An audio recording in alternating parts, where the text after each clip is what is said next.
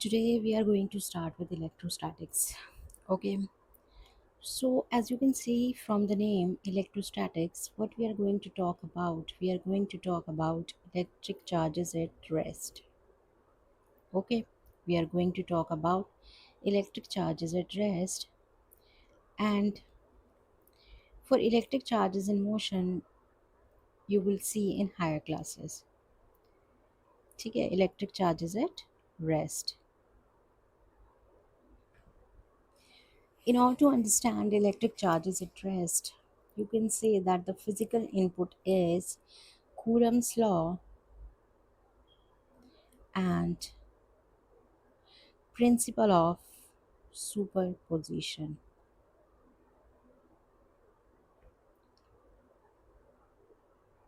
So, in your earlier classes, you have already studied about electric charges. So, I'm not going into the details that what are electric charges. All of you know that what are electric charges. Okay, so we are going to jump directly to Coulombs law. ठीक है, we are going to jump directly to Coulomb's law and try to understand what is principle of superposition and how we can apply these two to understand electrostatics. Okay, so let's try to understand Coulomb's law.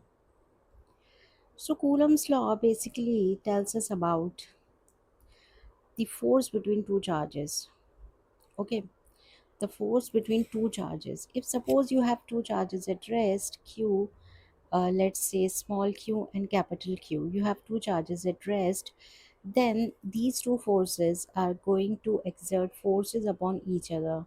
So what is the magnitude of that force? This is given by Coulomb's law, and that the magnitude of that force is proportional to the uh, product of these two charges, that is q and q, and inversely proportional to r square, that is square of the distance between these two. If r is the distance between these two, we are consider these charges to be point charges. Okay, so r is the distance between these two charges. If I remove this constant of proportionality, then this is k q q by r square, where k is 1 by 4 pi epsilon naught.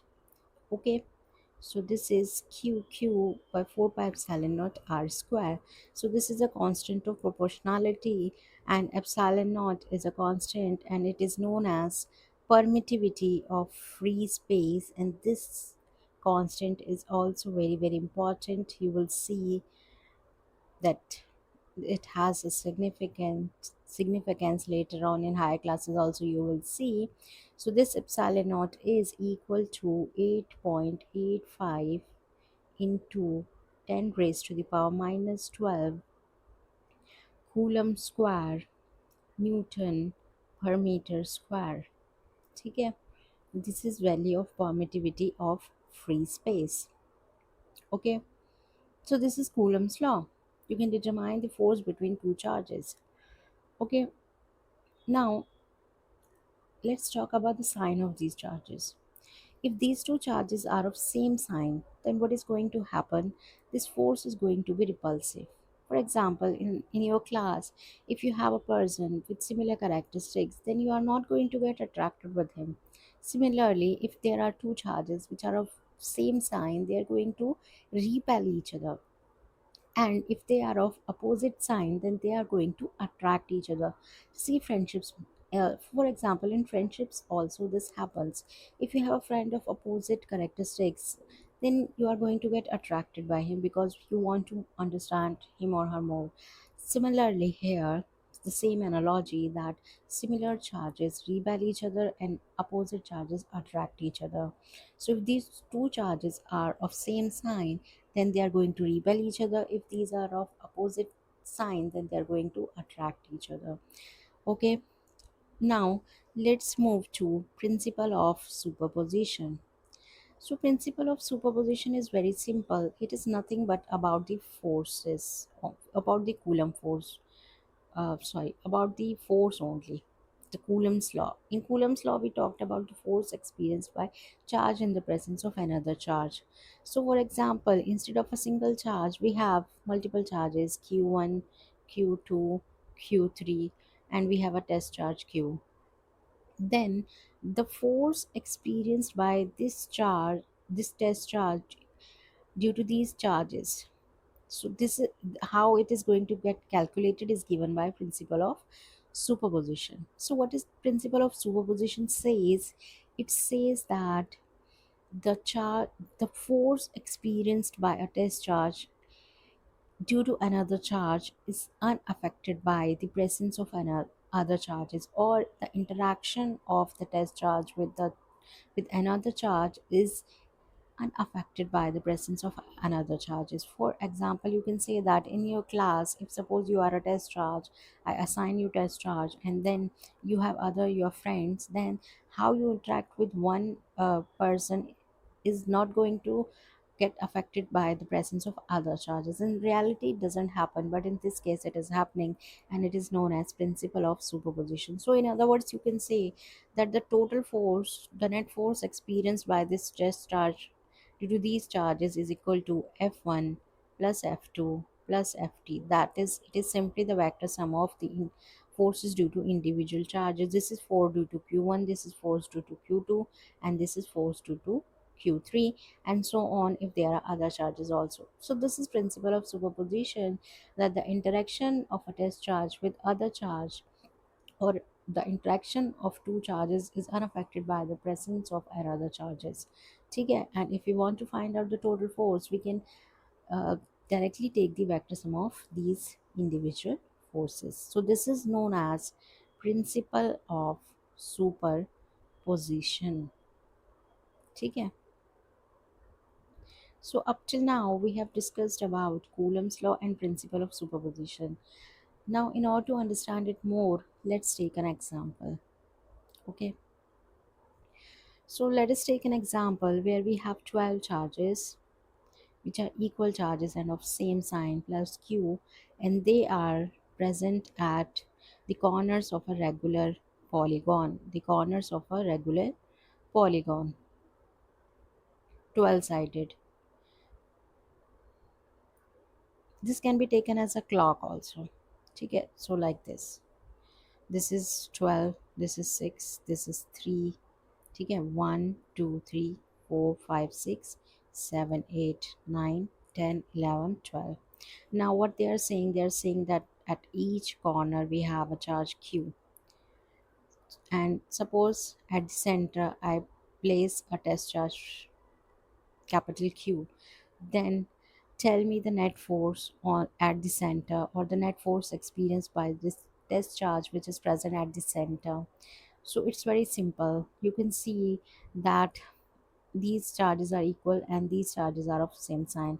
So what is going to happen? Let's try to understand with 3 and 9 opposite pair.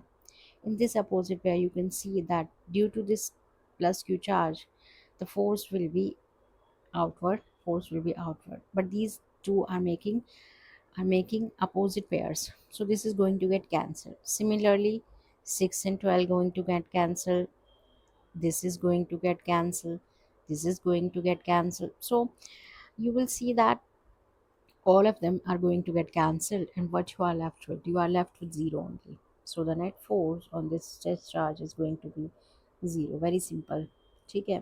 Now in the problem it says, suppose I remove a charge from 12th position. 12th position, say you remove the charge q, then what is going to get happen?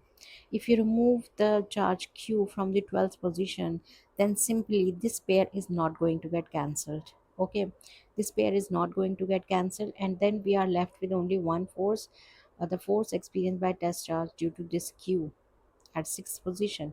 Okay, so this force in that case, it is equal to q q by 4 pi epsilon naught r square, where r is the distance between q and small q.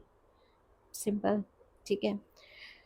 So this is about Coulomb's law and principle of superposition. Now let's talk about electric field. Electric field, I told you, in order to understand electric field, let's take principle of superposition. Total forces F1 plus F2 plus F3 and so on. If I write it down, it is 1 by 4 pi epsilon naught. Q1 test charge will be Q1 by R1 square plus Q2 by R2 2 square, and so on. If I write it like this, F is equal to Q by 4 pi epsilon naught sigma Qi by Ri square, then you can say that this is Q times electric field. F is equal to Q times electric field. So this is electric field 1 by 4 pi epsilon naught. ठीक है, E is 1 by 4 pi epsilon naught Qi by Ri का square sigma. ठीक है, this is when we have many charges. If suppose we have a single charge Q, then this is Q by 4 pi epsilon naught R square. ठीक है, so now here you can see that this electric field, how to define this electric field E. If I take this test charge to be unit charge, unity, then this electric field is nothing but the force experienced by unit positive charge. ठीक है, unit positive test charge. So electric field is the force experienced by a unit test charge in the presence of another charge. ठीक है, in the presence of another charge Q. So if you have a charge Q, then the space around this charge Q in which electric force is experienced by this test charge Q is known as electric field. And mathematically, and if you want to define it, this is force experienced by this test charge, and mathematically it is Q by 4 pi epsilon naught R square, which is F by Q, that is test charge. Okay, so this is about electric field. So through this formula you can easily calculate electric field. Now in order to understand it more, let's take a problem. We are going to take a problem and try to understand the concept of electric field. So in order to understand it more, I am going to take a simple example and then I'm going to finish this, and then we will continue in the next lecture. So let's take two charges. Let's take two charges. ठीक है, from the midpoint I am taking a straight line, and at this point P I want to find out electric field. This is d by 2, this is d by 2. Due to this plus q charge, electric field is in this direction, electric field this direction. These two electric fields are going to have two components. So these components are going to get cancelled, as you can see.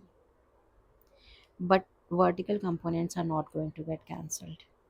And if I take this angle to be theta, this angle to be theta, then this is also, as you can see, this is also theta. This is also theta. So E1 sine theta plus E1 sine plus E2 sine theta is my electric field. ठीक है, I want to find out electric field at point P.